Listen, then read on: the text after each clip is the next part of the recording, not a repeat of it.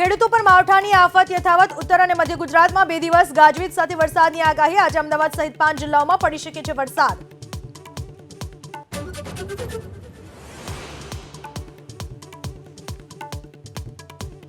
કમોસમી વરસાદની આગાહી વચ્ચે રાજ્યના કેટલાક વિસ્તારમાં કાળઝાળ ગરમીનો પ્રકોપ. આજે સુરત, વલસાડ, પોરબંદર અને ભાવનગરમાં તો કાલે કચ્છમાં હીટવેવનું એલર્ટ.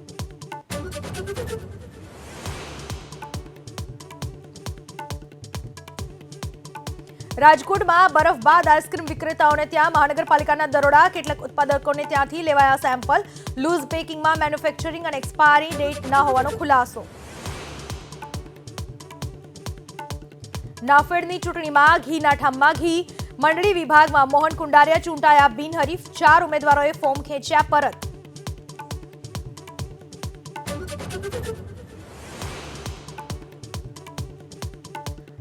મોરબીના નવા સાદુડકા પાસે મચ્છુ નદીમાં સગીર સહિત 3 ડૂબતા દોડધામ. 6 સગીર અને યુવક નદીમાં પડ્યા હતા નાહવા.